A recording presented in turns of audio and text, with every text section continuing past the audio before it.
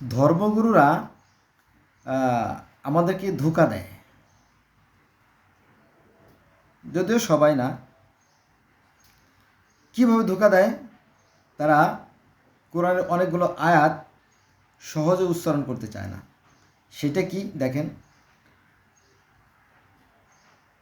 যারা জ্ঞানী তাদের জন্য ইশারাই যথেষ্ট, তাই না?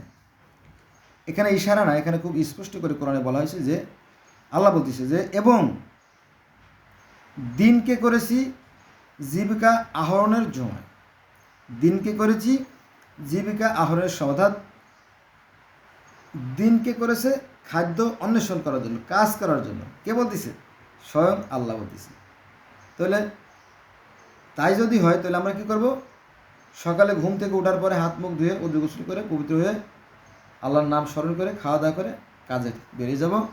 আবার যখন আমরা সন্ধ্যায় ফিরে আসব, তখন আমরা একবার সৃষ্টিকর্তার আরাধনা করব, আর ঘুমানোর আগে একবার করব, আর দুপুরবেলা যদি পারি করব, তাই না? তবে দুই জায়গা আছে, অনেকগুলো আয়াত আছে, আমি আলোচনা করছি। দুই জায়গা আছে যে সকাল সন্ধ্যা তোমরা সৃষ্টিকর্তার আরাধনা করো। যারা বোঝেন তারা বুঝবেন, বা যারা আমার ভিডিও দেখছেন তারা বুঝবেন। আচ্ছা, এটা হচ্ছে আমি দিনকে করেছি জীবিকা আহরণের সময়। এটা আছে সূরা নাবা আয়াত নম্বর 11-তে। আবার আল্লাহ বলেন যে দিবভাগে রয়েছে বহুত রকমের কাজ, হরেক রকমের কাজ, বিচিত্র ধরনের কাজ। এটা আছে কোথায়? এটা আছে সূরা মুজাম্মিলের আয়াত নম্বর 7। আল্লাহ পাক আরও বলেন, আমি মানুষকে শ্রম নির্ভর করে সৃষ্টি করেছি। মানুষকে এমনভাবে তৈরি করছি যে তারা পরিশ্রম করতে পারে। দিনরাত কঠোর পরিশ্রম করলো তারা কি? একজন রিক্সা চালক বা ঠেলা গাড়ি চালক বা মাটি কাটা আলা, সে কী করে? কাজ করে, কাজ করার পরে আবার রাতে বিশ্রাম নেয়, বিশ্রামের পর সকালে আবার কাজে চলে যায়, তাই না? আরও আছে, অনেক আয়াত আছে। যেমন আল্লাহ বলেন যে তোমরা নামাজ শেষ করে, নামাজ সমাপ্ত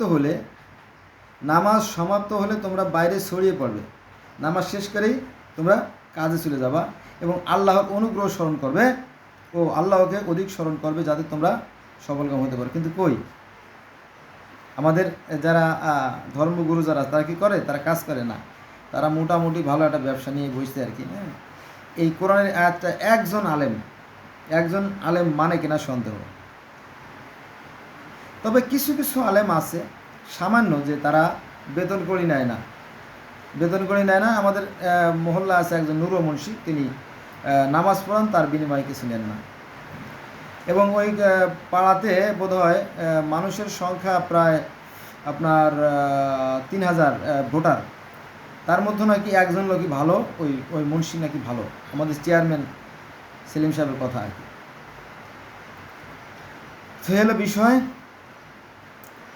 কিন্তু আমরা চালাকি করি, কাজ করতে চাই না, ফলে আমরা জাতি হিসেবে পিছিয়ে পড়ে যাচ্ছি। এবং আমাদের যারা ছাত্র, বর্তমানে বাংলাদেশে মাদ্রাসার সংখ্যা 1,20,000 প্লাস। তো চিন্তা করেন কত লক্ষ কোটি ছাত্র এখানে আছে, এদেরকে কাজ শিখতে দেওয়া হয় না বা শেখানো হয় না। অর্থাৎ এরা কোরআনের বিরোধী কাজ করে। অর্থাৎ ওরা আপনার সূরা জুমুয়া আয়াত নম্বর 10, এই আয়াতের বিরুদ্ধে কাজ করে মাদ্রাসার শিক্ষক এবং ছাত্ররা। এবং সূরা মুজাম্মিলের 7 নম্বর যে আয়াত, তার বিরুদ্ধে কাজ করে।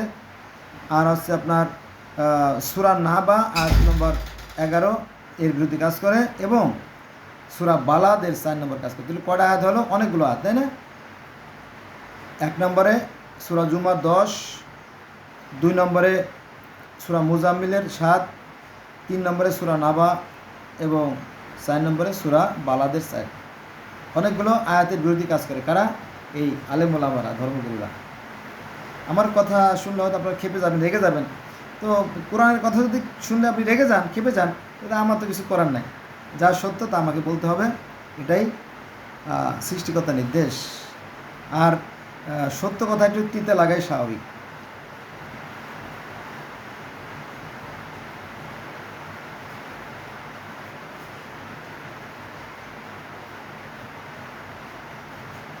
তাহলে এই সমস্ত প্রতারণার হাত থেকে নিজেকে রক্ষা করতে হবে। একটা কাহিনী বলি বন্ধুরা। আপনার একটা ছেলেকে যদি আপনি মাদ্রাসায় পড়ান, তাহলে দেখা গেল সে হাদিস পড়তে পড়তে পড়তে পড়তে পড়তে 22 বছর পার করে ফেললো, চুল দাড়ি পাক পাক অবস্থা, এরকম তো অবস্থা। তারপরে যখন চাকরি খুঁজতে যাবে তখন দেখা যাবে 3,000 টাকার ভেতরে চাকরি বর্তমানে আছে। দাখিল পাস করার পরও 3,000 টাকার ভেতরে চাকরি করে, আমি দেখছি। আবার বেতন ঠিক মতো পায় না। আমার প্রমাণ, আমার কাছে এর ডকুমেন্টস আছে, এই জন্য বললাম যে 3,000 টাকা বেতন। তো 3,000 টাকা বেতন তো নিজেও চলে না, নিজের বউরেও চালান যায় না, তাই না? এরকম আছে। অথচ দেখবেন যে গরিব মানুষের ছেলে বাবা, তোমার তো লেখাপড়া দরকার নাই, তোমার ভাইকে লেখাপড়া নাই, জোর করে দরকার নাই। যদি আপনি গ্যারেজও মোটরসাইকেল বা গাড়ি চালানো শেখেন, তাহলে মাসে এক সময় দেখা যাচ্ছে লাখ লাখ টাকা ইনকাম করে, সেই ছেলে এক সময় গাড়ি বাড়ির মালিক হয়। অতএব কিছু মানুষের জীবনকে পঙ্গু করে দেওয়া হচ্ছে, এত দরকার নেই। ইবাদত বন্দেগী করার জন্য এত কিছু লাগে না। সৃষ্টিকর্তা বিশ্বাস রাখতে হবে আর সৎভাবে কাজ করতে হবে, আর তাতেই কল্যাণ, তাতেই জান্নাত পাওয়া যাবে। বোঝা গেছে?